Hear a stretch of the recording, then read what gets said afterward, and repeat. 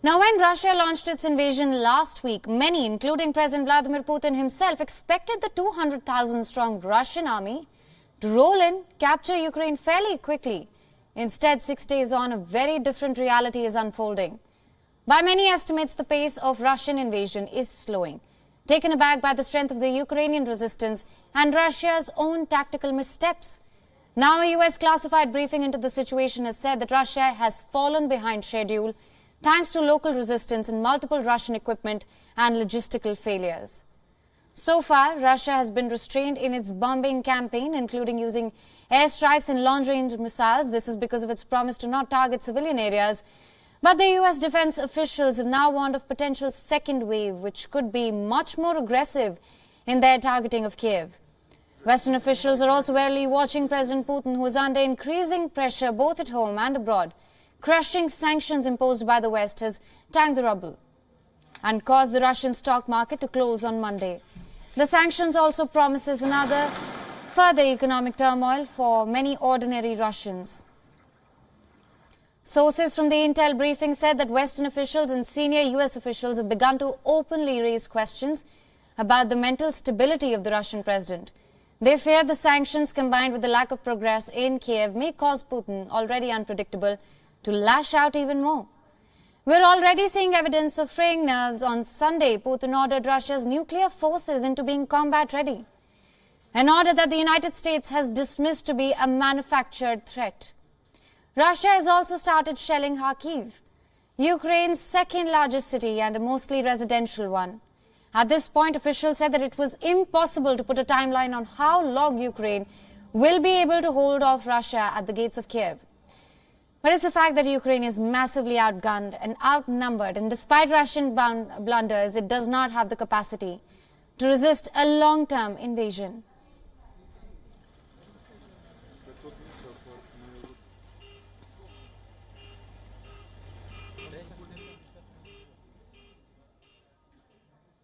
And for more on this, joining us live from Canberra is John Blackson, who is a professor in intelligence studies and international security at the Australian National University. Thank you so much for joining us. Now, the pace of the Russian invasion seems to have hit a snag. Russian forces seem to have been taken aback by the strength of Ukrainian resistance. What are your views on Russia's tactical and strategic steps in Ukraine? Thanks, Him, for having me on the program. I think we need to be sober-minded about the fact that we are only a few days into this war, and that wars of this nature, an advance into a territory that is putting up resistance, can take some time. But what we know is that Russia has overwhelming force. It has evident resolve if Vladimir Putin stays in office, and they have the technology, the capability, and the demonstrated intent to pursue the decapitation of the government in Kiev, the overthrow of a government that has been seen by Vladimir Putin and his close circle in Moscow as hostile to Russia and overly sympathetic with the West.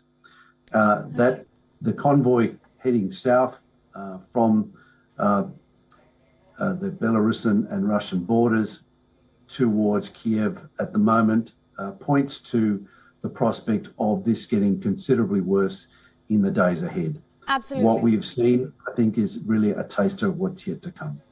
Absolutely. In fact, I was just going to come to that. But first, the West has imposed sanctions, which we know has done little to quell the situation. How effective do you think the West will be in isolating Russia? How do you assess the impact of this on the Russian economy and the military operations underway? So it really depends on what happens in Vladimir Putin's inner circle, how much the oligarchs are pushing back on this.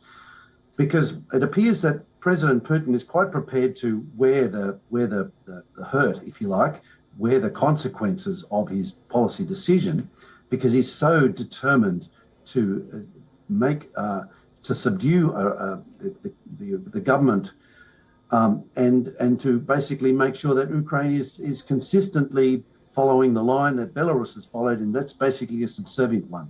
This idea of the Ukrainian government being able to make its own mind up, the people of Ukraine having a choice, is one that is not one that Putin is prepared to exercise in his own country with his own approach to governance. It's certainly one he doesn't want exercised in Ukraine, and he's it's pretty clear he's prepared to persist, and the sanctions that are being imposed are not likely to generate the pushback unless we get that buy-in from others around him. The question is, what's happening inside Moscow? What's happening inside the Kremlin and the dynamics there? How much is Putin getting away with his own decisions, his own actions, and what kind of pushback is there likely to happen in his inner circle? And of course, there's very little information coming out from Moscow about that at the moment. Right. Now, the International Criminal Court says that it will launch an investigation on the situation in Ukraine following Russia's invasion. What can we expect on that front? So, I mean, we can all hope that the International Criminal Court will make some positive inroads here. My concern is that we're seeing an unraveling of the international order.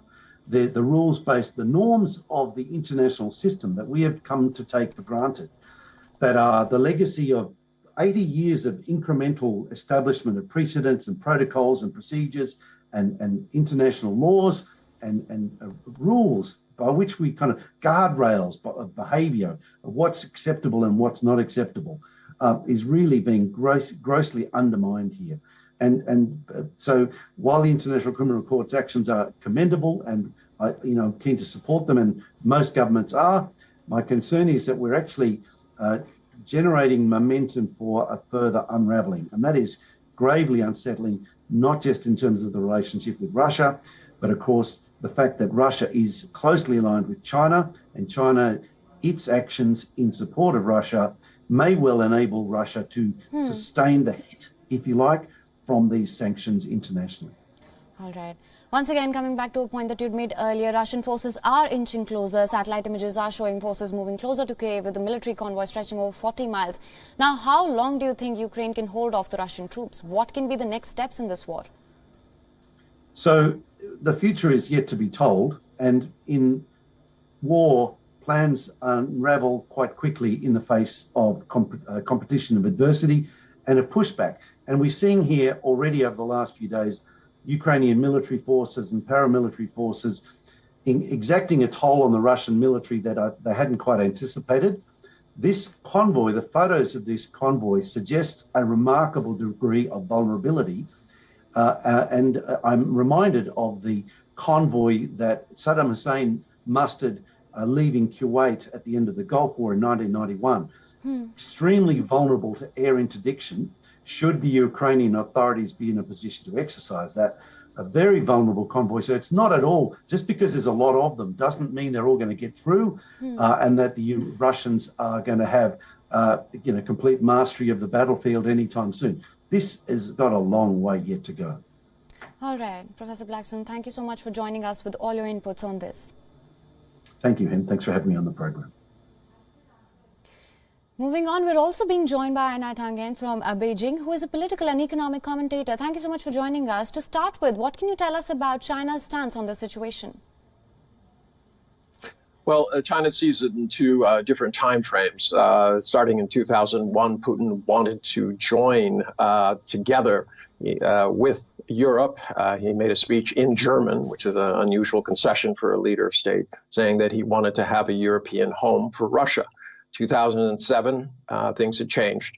He gave a speech to the Munich Security Council conference, saying, quite frankly, Russia had been betrayed and lied to and humiliated, and that he was determined to undermine the American-led international order because Russia was not given a fair chance. 15 years later, the fuse that was lit in 2007 went off, and China sees that. They are under pressure from the U.S. They feel it on a daily basis. So they had sympathy with that, but they do not have sympathy with armed interdiction in other countries. It's one of China's principles that countries should not interfere in the internal matters of other countries. All right. Now, Ukraine's hopes of being part of the European Union have been dashed as well. EU cited long procedure as the reason for their rejection. How do you see the impact of this on the situation?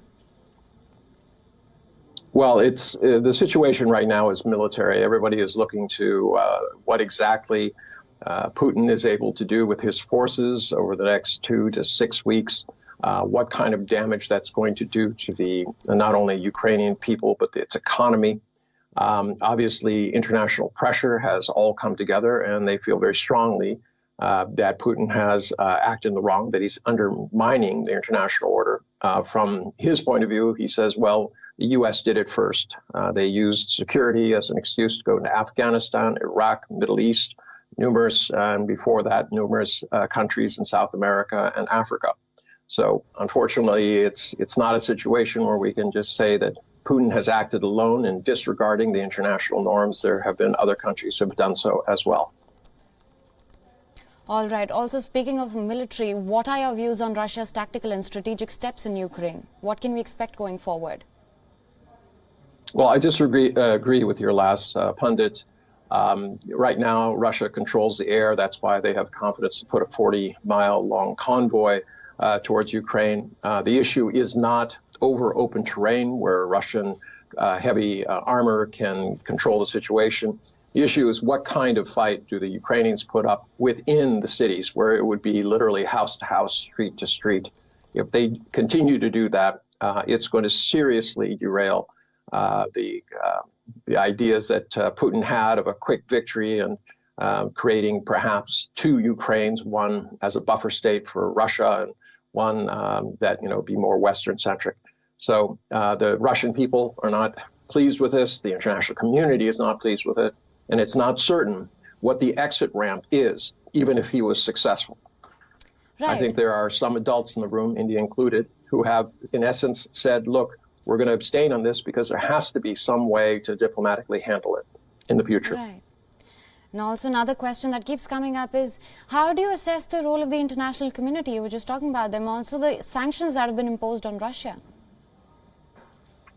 Well, I think there's a strong emotional element, the appeal of the Ukrainian people who are being victimized by this, and also the rest of the world, which will be victimized by these actions. Remember, all the price increases and all the turmoil that's been created, the logistical bottlenecks are only going to get worse. Inflation is going to increase. People who are not involved in this are going to suffer. And there was 100 million additional people added to the food insecure list last year alone. And they're already in dire need. Now, all of a sudden, you're going to see higher increases in agricultural and energy prices. These are not things that you can, make choices about. You have to have these in order to, these are essentials. So this is a very, very, very difficult situation. The international community has come together. But once again, it's a pity that that people in the international community did not see this coming 15 years ago when Putin said that he was concerned about this. There was no diplomatic efforts to figure out how to fit Russia into the world fabric. And as a result, yes, you have tragedy. All right. So thank you so much for joining us with your assessment of the situation.